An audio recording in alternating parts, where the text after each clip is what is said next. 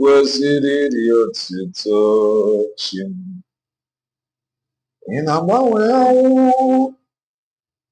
chi eluigwe, ị na-enye ndụ.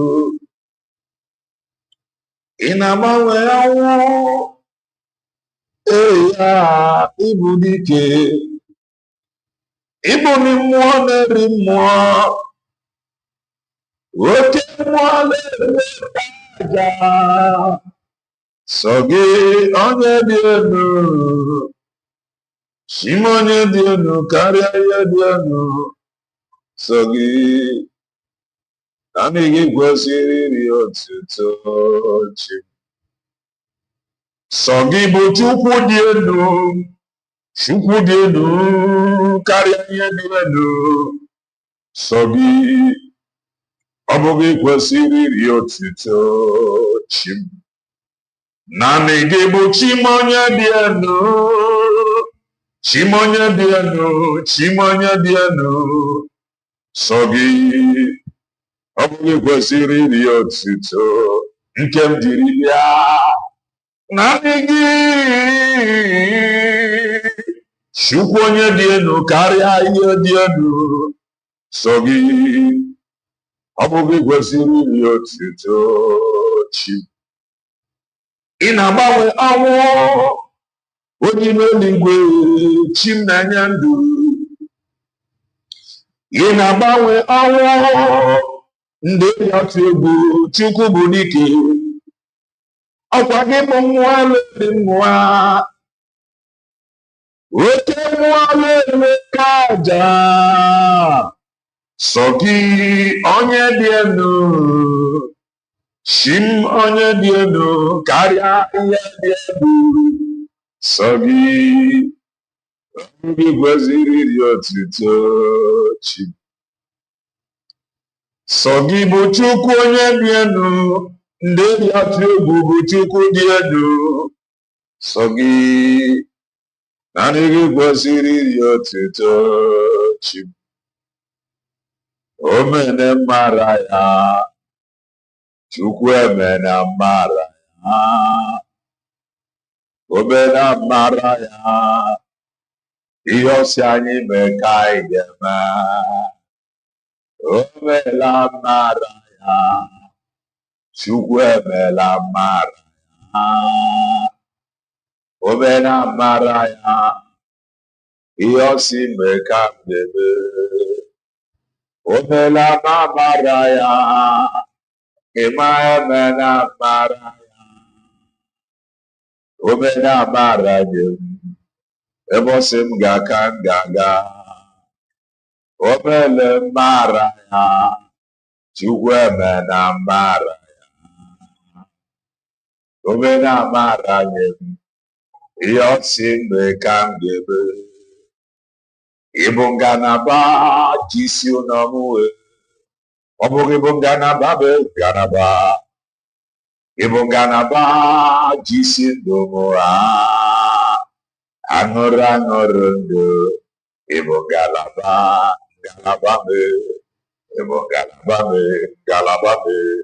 Ịbụ ngalaba jisi ụlọ m wee, aya m dara ya. Ịbụ ngalaba, ngalaba m, ịbụ ngalaba m, ngalaba m. Ịbụ ngalaba jisi ụlọ m wee. Chi m, ịbụ ngalaba bụ isi ndụ m wee. Naanị gị bụ ngalaba bụ ngalaba. Naanị gị bụ ngalaba jisi ụlọ m ha, aṅụrụ aṅụrụ ndụ. Ịbụ ngalaba, ngalaba m, ịbụ ngalaba m, ngalaba m. Ịbụ ngalaba jisi ụlọ m wee. Kụnye m ume Jizọs, kụnye m ume n'ume Papa. Kụnye m ume Jizọs, ka m wee dịrị gị ndụ. Kụnye m ume Jizọs, kụnye m ume n'ume onye nwe m. Kụnye m ume Jizọs, ka m wee dịrị gị ndụ. Omego onye gị na ya, n'azọ na-ezele Chineke ọma. Omego onye gị na ya, Chinambanina Okakam Okakam Oyamumama Idebube Ahaya Jureligwe Ejuwa Ọdịgo onye gị na ya na-azọ n'ezele Chineke ọma. Ọ meghị onye gị na ya anya chi na mba niile.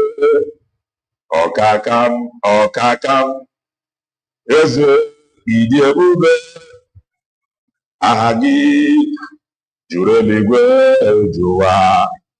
Ị ma na ọkaka sị m bịa gwa gị n'aka ya bụ ike nọ n'arụ. Ihe ọsọrọ ụmụ mmadụ ha mee na mmeri bụ nke anyị. Ị ma na ọ na-esi n'ebe na-ekpofu ahịhịa ma bulie isi nwa ogbenye elu. Ihe ọma sịrị ụmụ mmadụ ha mee na mmeri bụ nke anyị. Chimu dị ebube dọkịta, ị mere onye na-adịghị iri nri. Ị mere nwanyị a ga-wetụrụ ime eze ọma wee mụju ụlọ. Amama amasị amasị ka Igbo, ị nọ na Jerusalem kwu okwu, ya bịa mezuo na Kapanọm. Eze m ịdị ebube, ịdị ebube, ịdị omimi, ịdịkwa ịtụnanya, ị karịrị echiche mmadụ, ọ dịghị onye dị ka gị. Ọ dị ebube, ọ dị omimi, abịa n'ọrụ ndụ dịkwanụ ịtụnanya, onye amụma karịrị echiche mmadụ, ọ dịghị onye dị ka gị. Ọ dị ebube, ọ dị omimi, Chineke dịkwa ịtụnanya, onye amụma karịrị echiche omimi, ọ dịghị onye dị ka gị. Onye amara, onye ngọzi, onye amara, onye ngọzi, onye amara, onye amara n'ịbụ onye ngọzi, onye amara, onye amara, onye ngọzi, onye amara, onye amara n'ịbụ onye ngọzi, onye amara, onye amara, onye ngọzi, onye amara, onye amara n'ịbụ onye ngọzi, onye amara, onye amara na onye ngọzi, onye isi ndị mozi, onye amara n'ịbụ onye ngọzi, onye isi ndị mozi, onye amara, onye ngọzi, oyicha anya mmiri, onye amara n'ịbụ onye ngọzi, oyicha anya mmiri, onye amara, onye ngọzi, ebulite ụfọdụba, onye amara n'ịbụ onye ngọzi, onye nwe nnachi, onye amara, onye ngọzi, onye na-ekpuru, onye amara n'ịbụ onye ngọzi, Chineke mee, onye amara, onye ngọzi. Igbo bụ Igbo, Igbo Igbo birikweni, ụtụtụ ọma, ehihie ọma, mgbede ọma, depending your time zone. Anyị ya dịka echi,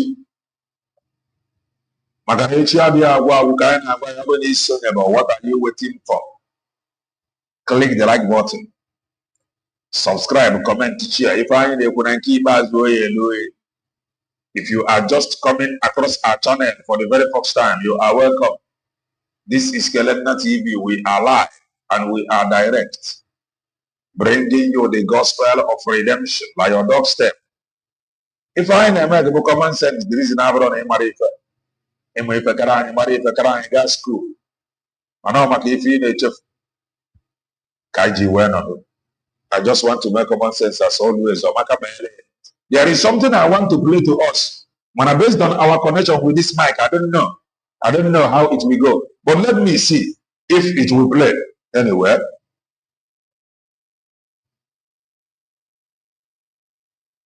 Or one of those things said, when you deliberately undermine the truth, you are going to meet consequences.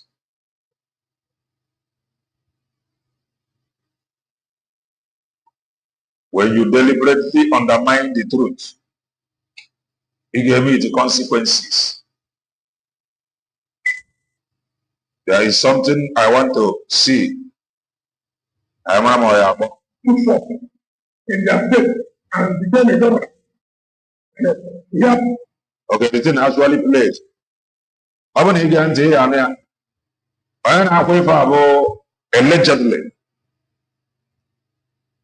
allegedly, because if I am social media, in fact, I am playing it from QTV, Facebook handle, and this is a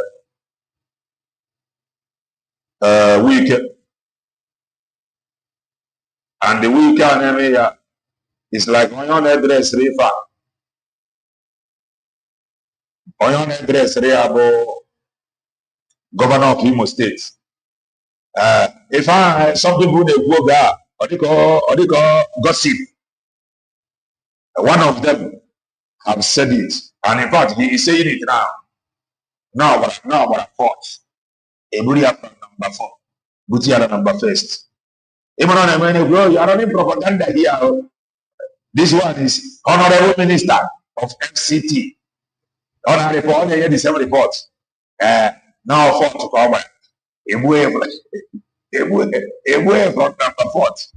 Buti are number 1. So listen to it. Let me talk. I heard those who said in their faith and become a governor. Yeah. He is warning him that here is not that state where you were fought. I mean, were fought. All of a sudden, man-made miracle. Bujeri, number 1. Listen to him. When you undermine the truth, consequences are with you. Take this one and know. Now, when consequences, one man deliberately undermine the truth. I am telling you, Honorable Minister of FCT, listen to him, Honorable Minister of FCT. I heard the who said in their faith and become a governor. Yeah, it's not that where you take for, then you don't go to the house. I don't know about that. Yeah. No, so I heard the who said in their faith and become a governor. Yeah, it's not that faith. Yeah, it's not that where you take for, then you don't go to the house. I don't know about that. Yeah.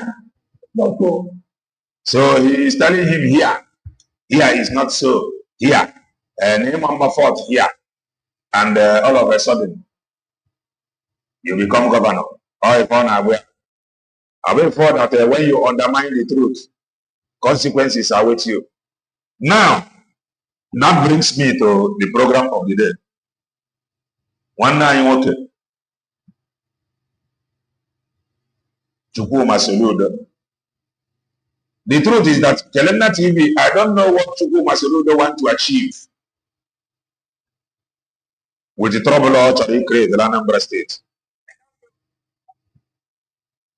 I don't know what he want to achieve. But before I go to Chukwuma Soludo, news have it that Sunday Igboho, na-ewepụghị afọ ya na-adịghị achọzi ya achọ. Sunday Igboho ewepụghị afọ ya. Ọ dịka from ndị a na-achọ achọ. In fact, ọ dịka Sunday Igboho n'obodo Bongo now holding meetings. Sunday Igboho ọ dịka n'obodo Bongo now holding meetings. Now there is another update. Another update in the second part on this Igwere TV of recent now. Igwere TV Nebuzi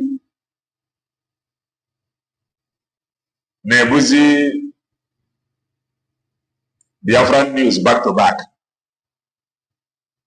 Igwere TV on Nebuzi Biafran news back to back. Can somebody say back to back? Can somebody say back to back? Igwere TV Nebuzi Biafran news now back to back. I want to go here if I'm one half. Igbare TV, Nebu Bongo News. Not just Bongo News. Igbare TV, Nebu Bongo News. Back to back. Sorry. Only visit Biafra News. Back to back.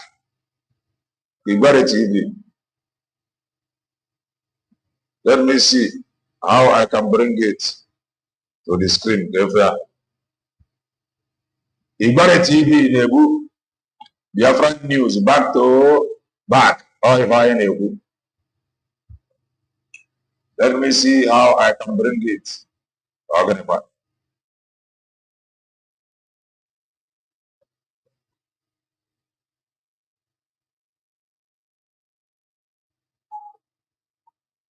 Igbare TV, Nebu.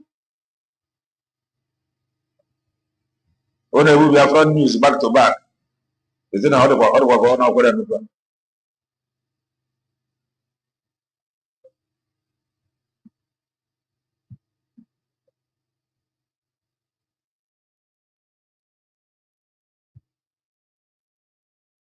Igbare TV, Nebu Biafra News for some days now, back to back. Okay? Let me read it from here. Look at this one here.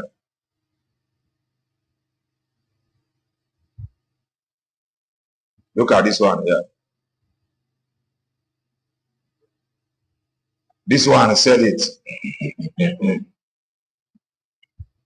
Sunday Igboho pardoned.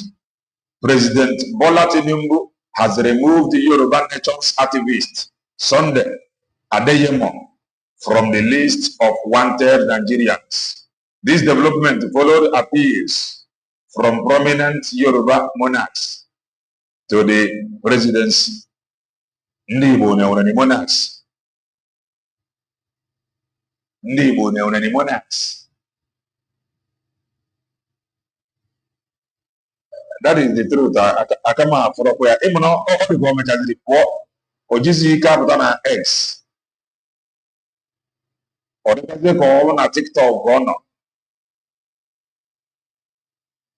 Or they call on TikTok or no. I don't know yet, you. I don't know. I don't know. So anybody can write him. I don't know. Anybody can write him. Hope he is good. Hope he is fine. Aruike Bugodisi. Aruike was the most important thing. So the news in Sunday Igboho have been pardoned. Tinubu removes Sunday Igboho from wanted list. Now free to enter Nigeria. In fact, as I am speaking to you now, Odeka Sunday Igboho no Bongo. As we are speaking, Odeka Sunday Igboho no Bongo. Now the patron to Soludo, Chukuma Soludo, the governor of Anambra State. Problem actually create na Anambra State. Can you afford again from it? This past Christmas, so now this little piece, never in a covenant testify, na piece in the top. So Soludo like that piece. Soludo Otori Senior Anambra State.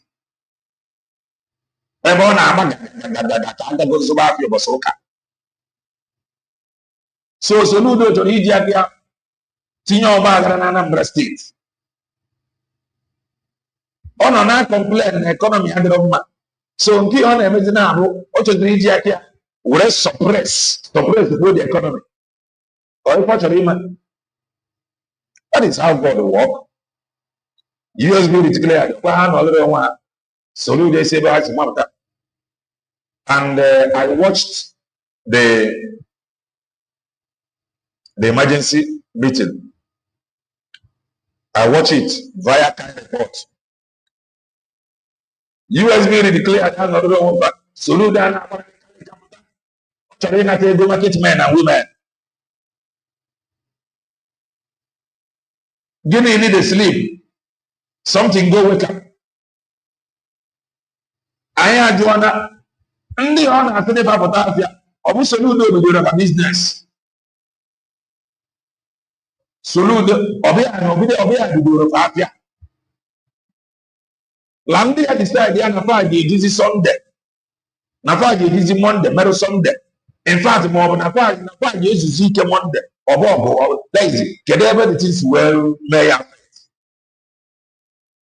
I saw news, he was complaining.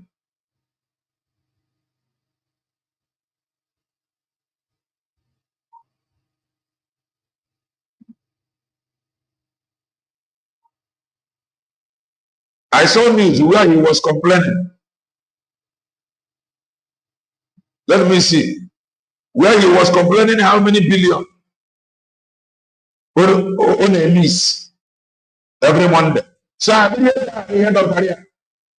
this is from Igbere TV. Government loses 8 billion naira weekly to Monday sit-at-home protest. The question should be, what are they protesting for? Yeah, we said it some hours ago. Never have a problem in this huge. They know they like to solve problem. This huge know they like to solve problem. Every guy check it. I'm gonna manka mo ye gwaye mebe.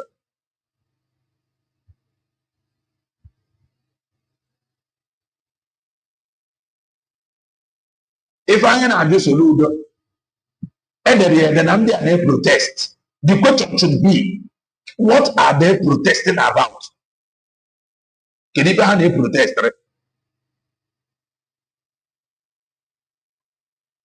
Can you find a protest? Why not they are interested to solve that problem protest? However, it's in there. No image. He said it here. This news, have it here.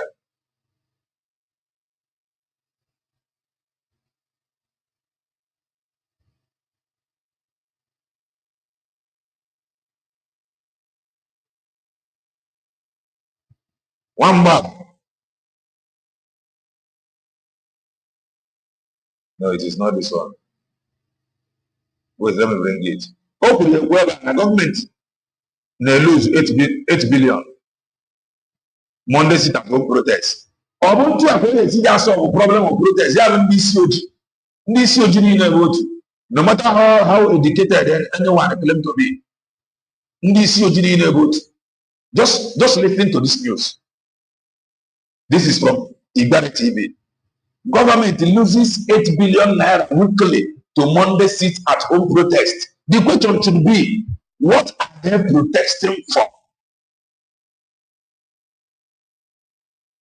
What are they protesting for? Can the party play, bro, to make sure not solve that problem so that the people will not protest again? No, actually play the part. Rather, he want to inflict more pain to people that is already in pain. Because this write-up said it all. That people are protesting, protest.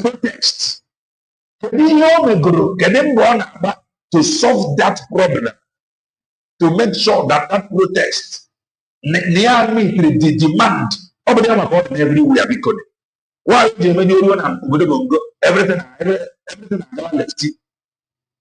Nobody be so. When you are protesting, the government will call you. The reason why you are protesting, the reason why you are angry. Flag. They decided to close their shops in protest.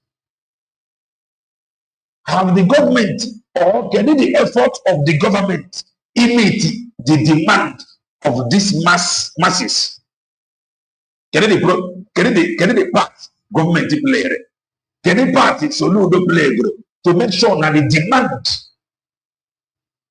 India through this protest no media? The only thing on is to go to main market and begin to order them to open market or X. He is going to shut down the market. Kobe to make 8 billion. 8 billion. So that he can be making 8 billion every Monday. But yet, he don't want to address the protests of the people. This huge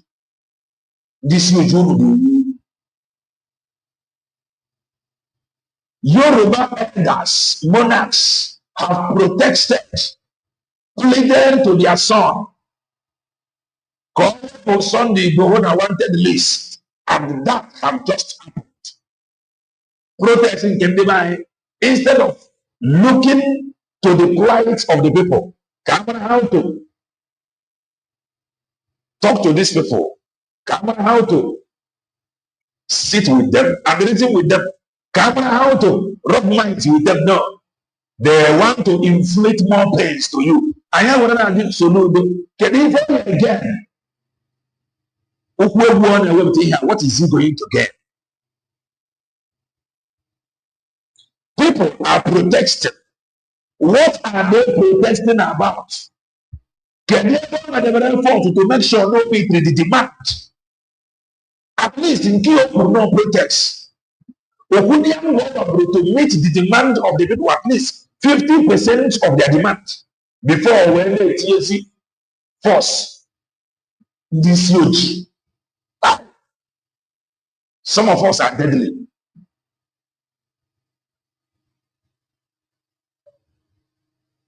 Everyone in charge. This is the problem in this huge another country, an African continent, protest their mother everyone. Who record in social media, and the thing cannot improve. Rather, with that, never government governor. Sulu Dama go today. Not that he threatened or he threatened. Report on every year. Buna Soludo have shut down that market. They have a report now everywhere. Do not forget or do not worry, we have unfinished program. By no one incident. But we will come with that in some hours time. If I had the one night workable, what is he going to gain from it? From it. So this little piece in the part of the head bridge and a movement they are not now for different cars, at least trooping in. So now the 100 this little piece on the man complain now, not about your piece. So they don't have the young man. If all trouble, for him to close down, for him to succeed, he closed down the market and other major markets. Now, now they're ready to roll out military tanks. That is the truth. For him to succeed, he closed down some major markets. But now they're ready. He rolled out military. And they roll out military tanks. That is the only way that succeed. So can this little piece in the matter they put on return on that? Call it Ziakia. Munezio Budako. Into us who are news today, nobody will go. As he is trending now, nobody will go. So he is happy. So he can actually go home now and sleep. Oh, but you are going to see another way for the one more for the monkey to sleep with the skinny and go wake up. Over the young over now. You are now one banana now. When they began to react now, they are now reacting. They are doing this. They are protesting. Get them forth. Anambra State government to Megoro. In Yanga they sleep, trouble go wake up. Thank you. They are protesting.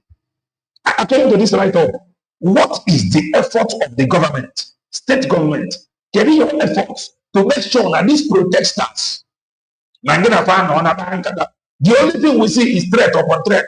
I am going to shut you down. It can 18 put a Monday sit at home. Need to lose 8 billion. You now want to lose, calculate 8 million times 7 days here. What is it? The after? So because of 8 billion, you lose 1 day. You now want to do 8 billion times 7 1 week. Okay, it is ready to sacrifice for that week. So in another those weeks, you want to now give it back to them. Make one fear God now. So nearly to go. People are rejoicing now with a little peace. Well, that's what was very important. If you were talking, be that. We see about why anyone separate the other mafia. Upon an another matter, it's going to be the right tax from federal government. Without you put anything in place. Also, at least republished. I want to bring up use Katia. I want those where I think no republished. Germany will review the whole law, put some certain things in place. At least if you don't have a tax, on your poor tax, or general no way from nothing, what you put together, what you put in place. Upon that sufferness, no sufferness, yeah, no how far Bungunia Senata, no job, no now job, lack of employment, no social amenities. Upon that suffering, when you take the tax, they know those that is suffering. One day, they are protesting. Why do you want to now impose your own to them? Can it be the again? Can it be the again?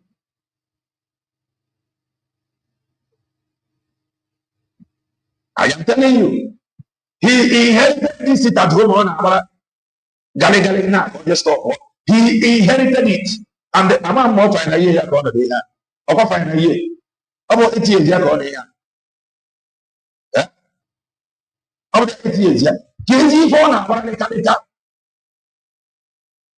The one that left off office, Obiano after coach to Anambra for 8 years. All the country now in Atlanta corner. Obiano na double nkota on a double nkita na street of Atlanta. On a double nkita na Bagada street. Every this. Now Bagada street. Every on a their ancestors. Their ancestors protested. Never on a now chinkita now. Former governor, Rapid State here, now Atlanta, Georgia, now Chigarin Kitana Street, now, but his own father's kindred, what are they talk more of Eugene Keta, on the proud, this UG, no more than a Trump. No more than a trouble. Messi on it, Messi on it. Unabetter on ever. Obiano na Chigaran Kata and governor. Baby, Anambra State need no cherry. Or whatever rule I again all okay, Texas. Anambra State need no cherry. Or whatever rule I own, or whatever the rule I secure. At least call now the land of his ancestors. No. All the time abroad, and he was a cover. Obromo Donald Trump. Chukunda Mania, Donald Trump, Bukurandia, or Kubusia, Kubua, Doifa no Dobo, Akrofe de Fanina, Doifa no Dobo, Bunapo with them go.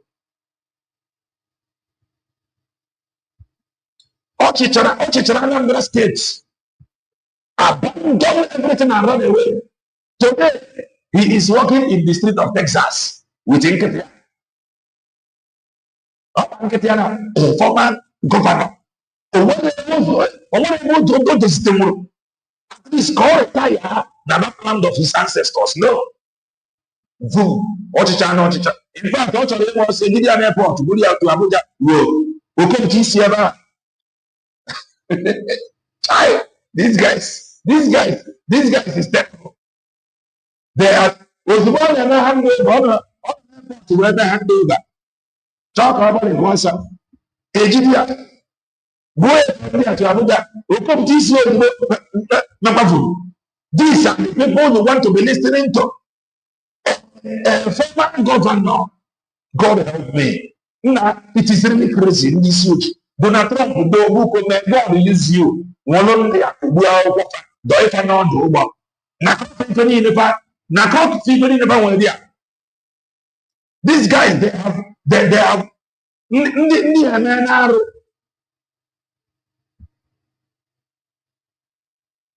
wanted to run away. The day of the declaration. Never to come with Doria. Never. Wanted. He's already running. I went to the Amudian airport. Good from airport to Abuja. Okom Tarani is here from EFCC. Boom. Omuvu. Nkota Kona Chigarizi. No, but those Obodo we are citizens protected and their leaders listening to them. This one, instead of listening to these people and they trying to solve their problem so that they can stop protesting, he want to now inflict more pain to them. This huge. Obrumo de na Trump, ma wonu jimmano. Obrumo de na Trump, ma wonu jimmano. Eba onye nka na Megale na Texas, nwere ya pia. Probi, o ma goba. Obrumo wonu de da manare. Nakari awo ni no juwa no. Kubue buri antia. Do ya no do obo. Buy your ticket and go home. And wait for me here, I'm coming. Donald Trump, can you begin to do something? Can you begin to do something? Because there is every possibility that many of them, a key will go up, will go up to run away. Leaders here in Africa. This UG is deadly. People are protesting. Nobody wants to listen to them.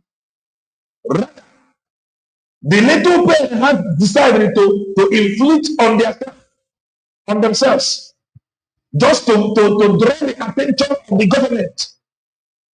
Of course, now after God, the government. The government in the overcome. Let us reason together. What is the problem? What do you want? Can you see the answer of this problem? This thing must not continue. There is no desire to continue. Can you just give me more 6 months or so? I'm promising you I'm going to do this. No, they don't want to talk about the protest. They don't want to listen to the people. They want to inflict more pain. That is wickedness. Donald Trump, maybe you, maybe you. And this yoji Ramos. This yoji Ramos. The truth of the matter is that Trump must understand that an average black Mongolian, especially from side I will have hope where Donald Trump, an average black Mongolian, Mundial with Chinkai,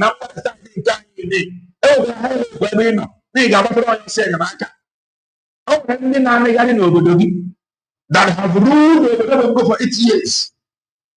Far of them wherever I have no. They and they bought this expensive ticket just to come to your country and be carrying dogs na the street of Texas.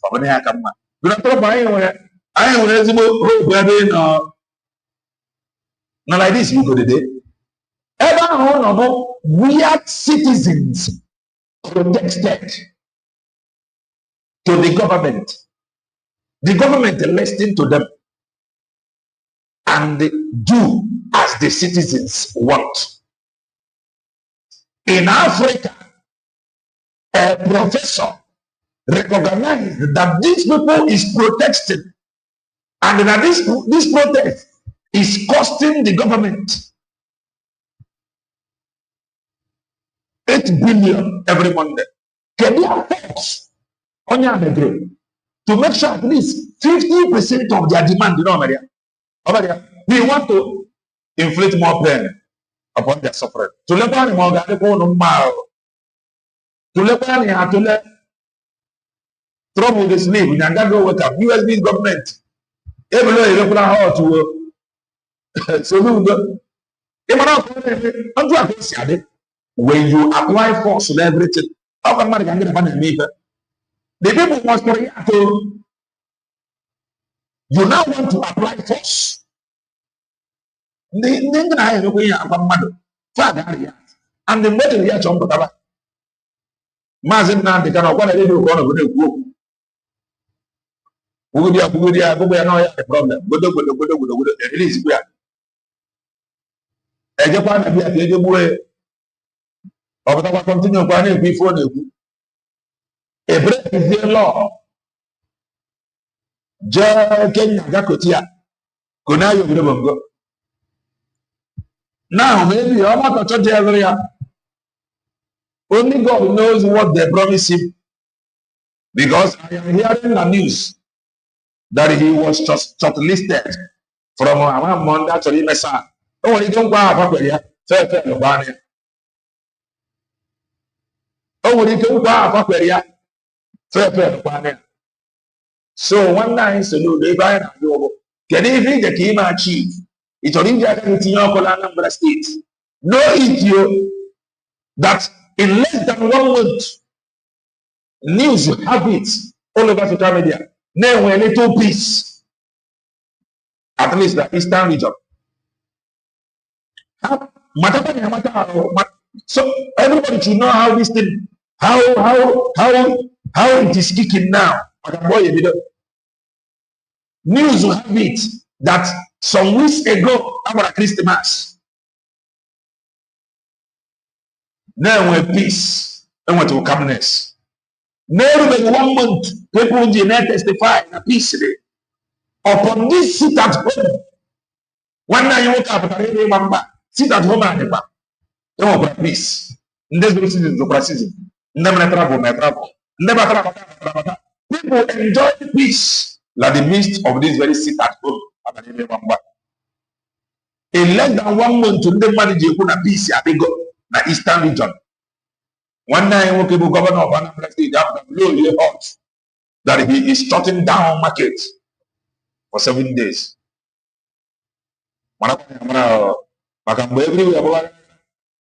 We should know. We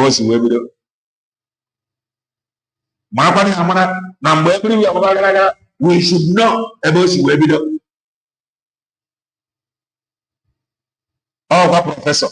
Amanya professor Kama Kuziria no now when a citizen no protest. Mbona this governor that because what he is doing now offer ebe ko na-ewu ka manye je manye menye ọkụ ahụ emenyu odisi anya ka onye were fuel wukwo n'ime ọkụ. That is simply what he want to do. Governor of Anambra State na anya fụ na ọkụ na-enwu already. Ọtụtụ ndị onye were fuel wee gbuo n'ọkụ ahụ agbazi yes. If he know that people is angry, they are protesting peacefully. He now want to go and shut their mouth. He want to go and suppress and oppress them. So maybe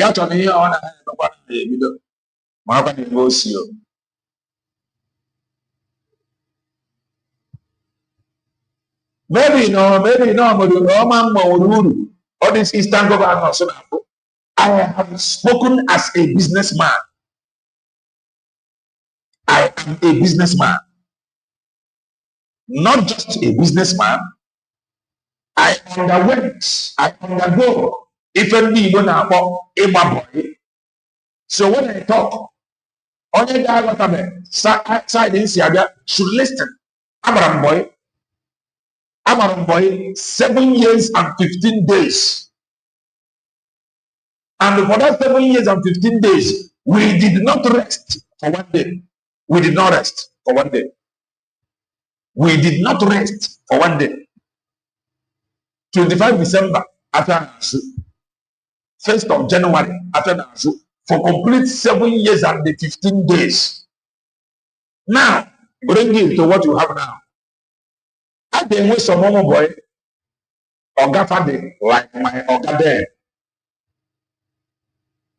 Then you know, 550 bread. At least after Sunday service.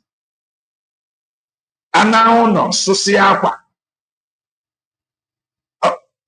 Asusiapa. I got church. From church, I got a chop.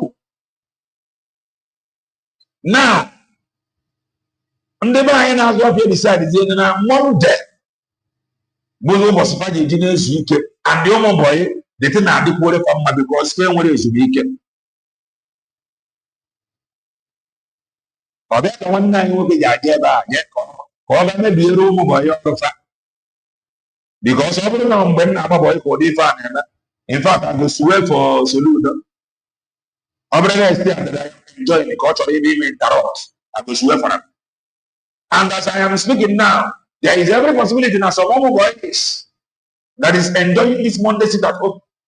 They never swear here. That is the truth. Man, if I have to have the DG girl. Now this pain. What are you in the anemia? What is he going to get? Programmer Amamburg. And news you have it that his son said that Nehama will get me. His son, news you have it that his son said that Nehama will get me. And that brings me to Ugo 247 and his likes. Oh, former governor's daughter. The governor of Anambra State, his son is saying, oh son, is saying, by this sit at home. Neano with Indian number. So tomorrow now, Mozonna, what he mean for tomorrow? I am sure.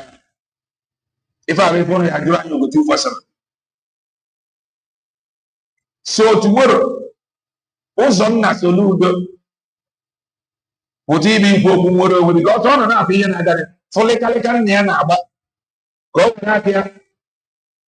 When you go for and name up with them, when you put out here, they are my phone. So, where tomorrow now, send out where in the lie.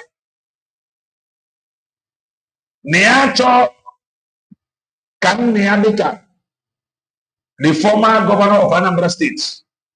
She's still in it. Did they handle the corner? Monitor Mohammed. Now, those are both Siapo. Neacho open and Neachicha, Koga retirement in Texas. Neaka Chopra, open and Neachicha. Okay. Nea Chopra, open and Neachicha. Kia noro wudu munya. About tomorrow, see I and when I'm more. Jordan will go 247. Mogeji Ajana Karikashio. Somebody should ask to go 247 for me. The son of one night worker have said it. The armor of even near the they are supposed to be even near the book. If I am a Jizia, I will not have tomorrow evening book. I had that also. This is from QTV. Sit at home in Biafra land. I don't agree with my father. Soludo's son, Uzonna Soludo, sides with Anambra resident and the Anambra traders. Soludo should know.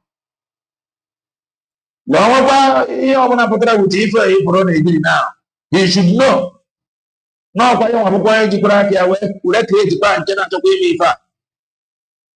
in fact, Soludo have declared their hope. Not just to the Anambra and the Anambra traders, but now his own family, his son is against Ifa of the today. He have declared your goal. He have declared war against, not just against Anambra traders, man, his own blood, his own son is not with him. That should tell him all he need to know. Anya were na abia. Ya mara kwa mara ni go na chimi ya ro egwu soro dede.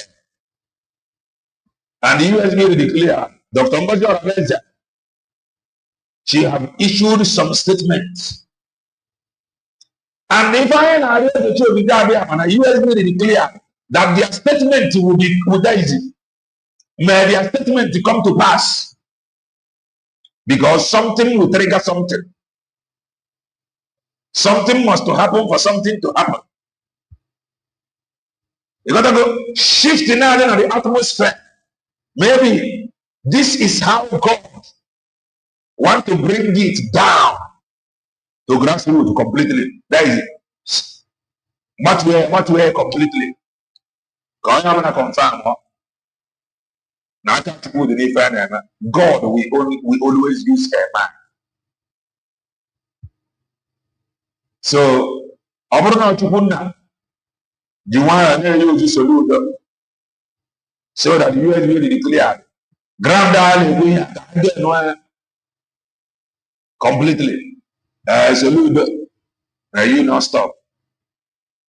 Because the war you just declare to Anambra and the Anambra marketers, a professor. If ever people protest, the professor will ever talk off for strength whoever. Yeah? And your son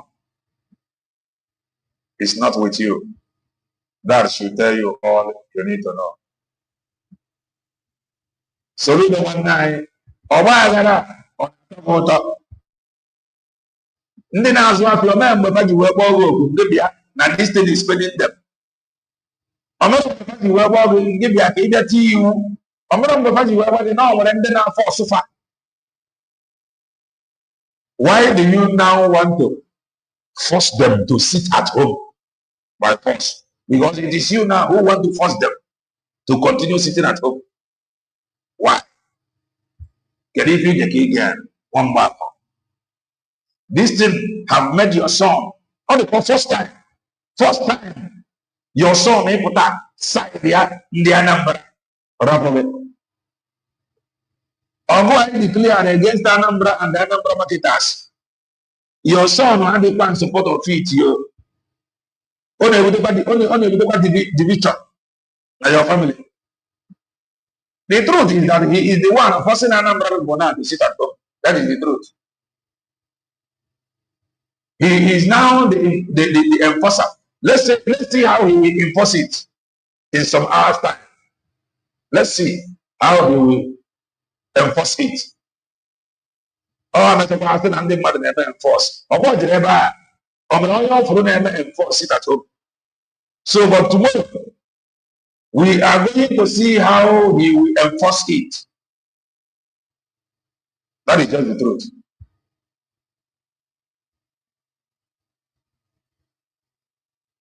Exactly. Oh, you got to see me. The numbers are go. May want some statement or they were very crystal clear. So if I in energy have I come from my power release. When I feel good enough, I can ask if you know what other. Not here and actually. So it just make enforce. To force Anambra marketers to sit at home from tomorrow. How can you get one year from somewhere? They are because he want to now enforce the sit at home. Governor Soludo want to enforce the sit at home by himself from tomorrow. So our outcome work on it. He should not blame anybody. In fact, this one is not coming from Abuja. Only we find Abuja. This one, our own understand that we are protesting, and our own don't want to do anything about our protest.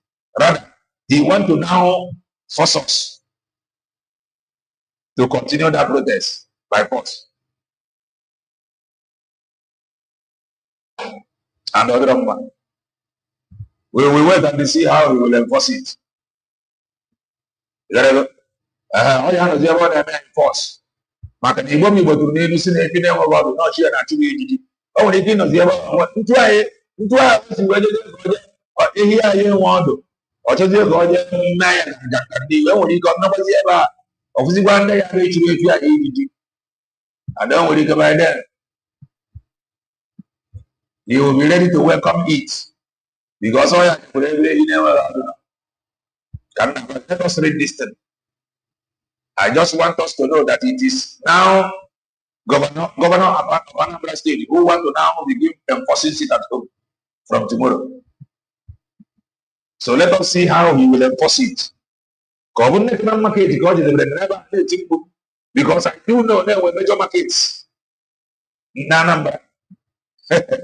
So let us see how he will enforce this in Anambra State. In fact, the governor of Anambra State now want to put Anambra State under lock and key. He want to chain Anambra State. He want to lock it. Because I don't think he will only go to Main Market and enforce it. Main Market in different branches. They want to say they want to exchange. They want to Methodist. They want to different sections. They want plastic. They want a welfare. It's only now about the men force because we are now telling him not just to market. They want to work plastic. You got to when indeed. There were many of them. You got to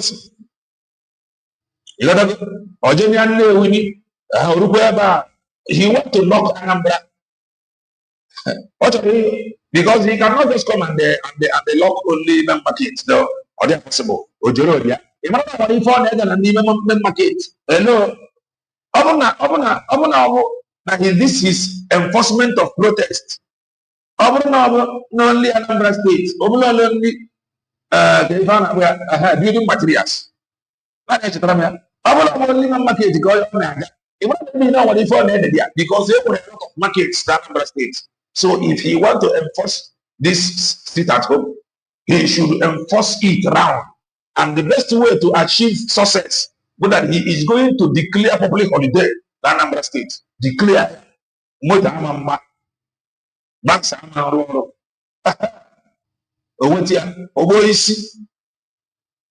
If any now make it for 7 days.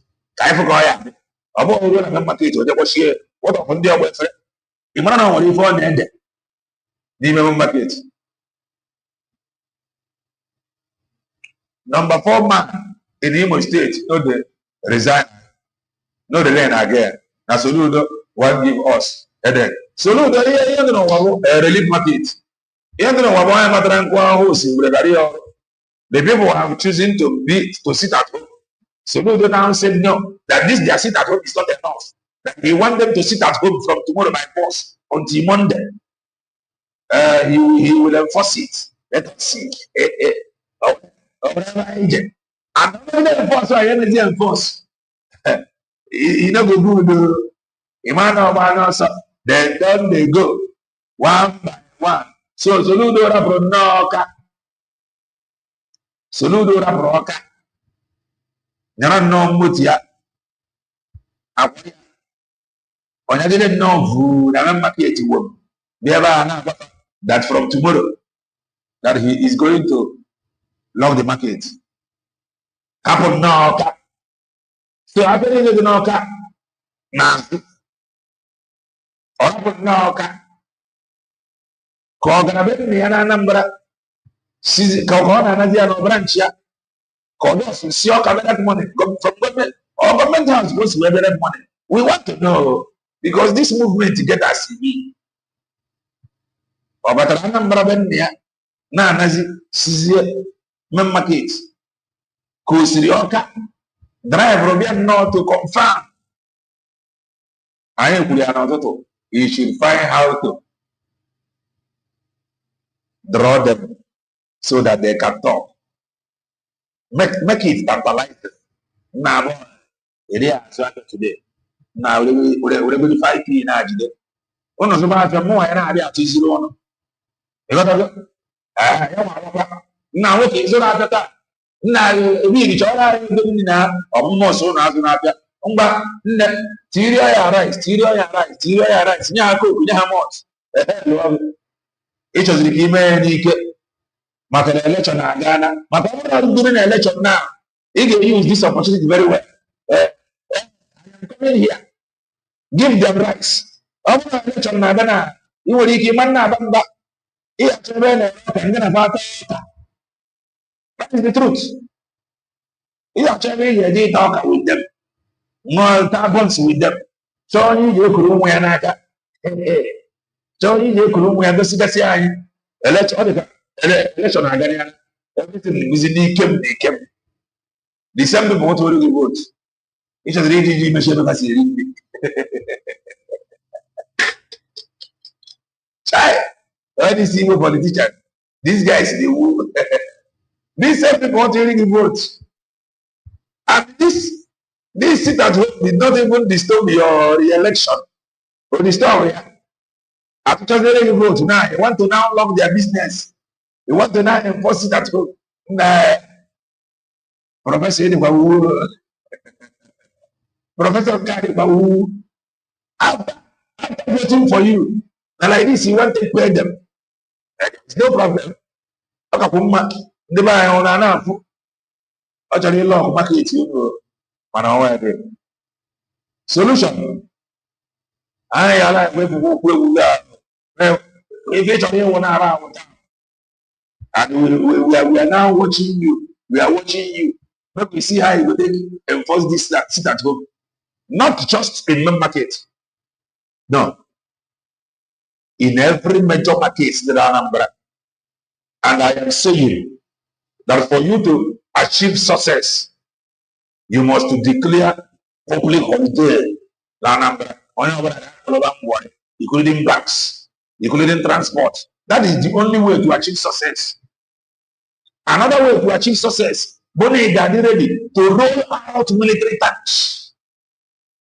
They are ready to roll out military tanks. But the military regime. Only these two ways in the year achieve success. If we are running these two ways, one, I was a so you know feet. And in the marriage, one bar for Chawari, one bar. One of them we are Umi and Amanda. So we are now watching. Let me see how it will enforce. But whatever we are going to all you have to really vote overseer. There's now let us read from DP breaking. This is from Dr. Ngozi Oraveze. Her voice is now going very far. The voice of Dr. Ngozi Oraveze, it is going very far. And the solution should know. He should know that his voice, he has no good. In case Dr. Ngozi Oraveze, and that is the truth. That is the truth. The key. His voice only going forward as is now. Unu Dr. Ngozi Oraveze, hello. If I have to see where no for no. Do not open the door of instability. That is just it. No look for waiting, no they look for you. They are never for business. They did not disturb. They know what you. It just no sinner nisibia. You may lose 8 billion. You may lose 8 billion. Yeah, we are going to where Dr. Ngozi Oraveze blow here hot. And they got a TV, Ebola, many news, many channels. Ebola hot. Dr. Ngozi Oraveze blow here. So by tomorrow, 2 elephants Nozi na market hello solution. 2 elephants. Na market now. Another elephant thing again, Tina, Mamaki, under lock and key. On here, I'm very happy as well. Dr. Mazan and Resident, Maria, here with his youth. So let me read this from you. Breaking. On a Chapman market opens tomorrow, Tuesday, January 27, 2026. The United States of Biafra Deputy Prime Minister has ordered all the traders at main markets Onitsha and the all markets in Onitsha to open their shops tomorrow, Tuesday, 27th January 2026, and throughout the week. This order is given in reference to the illegal order given by the legitimized Nigerian governor, Charles Soludo, who was seen today forcefully, illegally ordering the shutdown of the Onitsha market for 1 week due to the voluntary Monday sit at home civil disobedience embarked upon by the peaceful Biafran people. This voluntary sit at home is in action until our leader Onyendu Nnamdi Kanu and Simon are released by the terrorist state of the Nigeria and the Fulani respectively, and the full restoration and the protection of the United States of Biafra territory is accomplished. The United States of Biafra elite squad will ensure that no illegitimate security agent of the Nigeria state and the Charles Soludo is seen anywhere in Onitsha tomorrow, disturbing the peaceful indigenes of Onitsha at main market throughout the week. The USB Secretary of Defense, General Rabi, and his team will ensure full compliance of this order from the government to protect Biafran people. The protection of the rights of the USB citizens must be maintained by the USB government. Dr. Ngozi Orabueze, DPM, United States of Biafra. Hello, Governor Soludo. Or India, na main market and the pages of newspaper and go. Dr. Ngozi Orabueze, the Sianan Kiata, they want to Trump like those that are supposed to know. I will have each. If we see it, news about the way. In case Dr. Ngozi Orabueze now, Donald Trump, Geofire, Tafu, we went to email force. If we go, so USB declared no ahead. If I hear we far, Bugucha idea, what two elephants. One elephant in a power way. Now you want the elephant to now show that they have an elephant here. Imagine where the elephant because they already have an elephant. We do the one. Wherever what I want to see about what I want. I never Donald Trump the power, not a fish. In fact, BBC the power, not a fish. So, when I have they are all washing. Come again 2 years and force. Adi. How about Galamaya?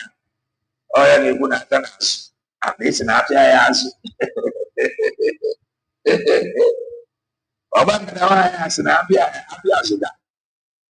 And this in Avia man's so that we here. So that is that. Whatever solution the way the Congress are the DBF going after. Oh, look at you, but they lose 8 billion. Oh, sit at home and I call you, you lose 8 billion. Look at you, look at you. You rebel, they lose 8 billion. You have a bit in a book every look at every 8 billion map every Monday. Look at every 8 billion map every Monday. Just look at it. Look at. And I would then go to the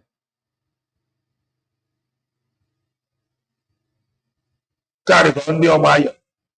About 8 billion map every week. Donald Trump, can you see where they are making 8 billion every Monday? 8 billion naira every Monday. Look at the condition of the place. It's in the Madam protest. The condition of 5 of man.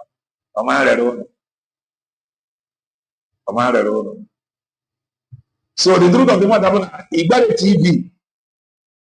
TV is busy announcing Biafra. And before I conclude, I overheard Dr. Ngozi Oradeze talking about those that said, they kind of said,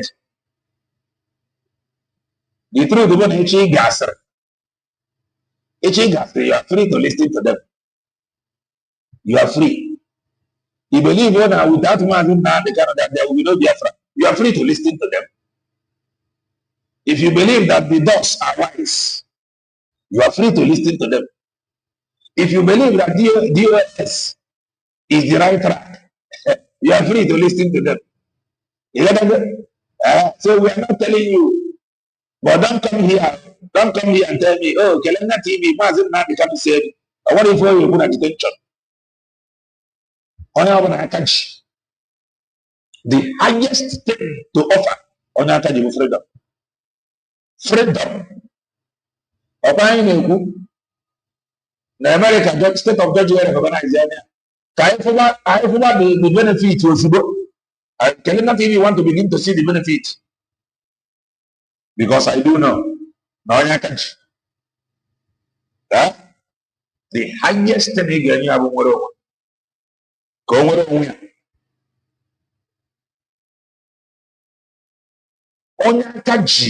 you have the highest gift every prisoner with freedom until he is freed.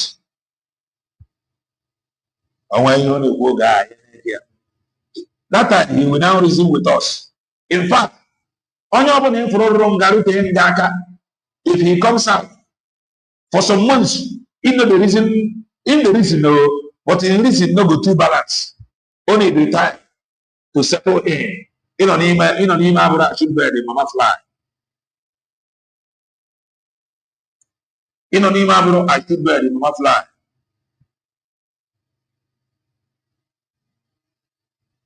Can never only open a person you use, yeah. So no the feel lawyer no I have to image of force sister good and fine. We want to sit and watch him enforce it. So whomever God want to use, let God use them. So please, you are free to listen to anybody that is telling you anything. But Kelenga TV is only listening to that people that have the document. Kelenga TV is only listening to that people that is issuing ID. Kelenga TV will only listen to that people whenever the gangsters hijack anything and they run away. She will create another one to replace that they run away with. And the one they run away with become useless. That is the people that Kelenga TV is listening to. So you may not like it, but that is the truth. So everybody should go and wait. Let us see how the governor of Anambra State will enforce this sit at home. And we major market in Anambra. And we major market in Anambra. Major.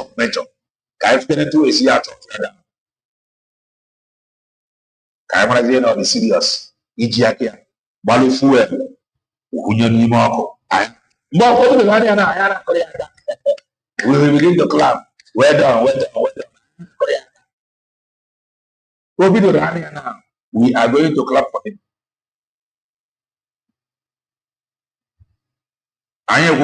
Presently, you must be echoing in an echo. USB declared. Yeah, it's not like USB declared. Presently, you should be proud of yourselves. Now, like USB declared. Do not forget, I have a finished program coming in some hours' time. The truth, I watch I ain't got a video chia, but really see. You know, so now as we have decided to born we go do first. In fact, we go do first of much. We are just helping him to make sure. Now chia is very, very open and wide that little children may see the content of his notch as an elder. You know, elder with Tochi flawed him. Tochi and they talk to the elder. What can elder? Let come here, I don't come back. What can elder? I don't come here, elder. Tochi will Kakairu. But the elder. Emmanuel the other was confused until he ran out and begin to explain. Imagine Tochi. Tochi, who are you? You are a nobody. She's a nobody. But when you sideline her, you were rejoicing. Now one governor, many common and home has come. About every rubber shoulder. One governor said this year. You cannot do anything. I'm a bring up. No, Kurugange. That is just the only thing she's telling you. She just told you, to the government.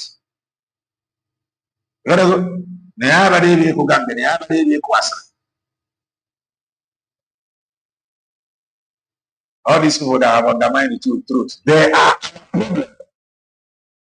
All for now, I have a problem. Is that good? So join us in some hours time as we continue. Amaka Mary Igbo be Igbo. Amaka Mary Igbo be Igbo. Amaka Mary all of us of truth. Chukwu abia ma ibe anyị na-eme ose. More than one night want to soludo no katara. No. Says that he want to now enforce it at home starting from tomorrow. Chukwu abia ma any miracle, any signs and wonders you want to use this statement to do, please do it. Any signs, any wonders you want to use this statement to do it. Maybe their spirit is speaking through him. Man, come on for you, bro. Okay, in our temple. Okay, for our own good. Okay, for our own good. Okay, for our own liberation. Okay, for our own recognition. All of us in truth. Stay blessed. And bye for now.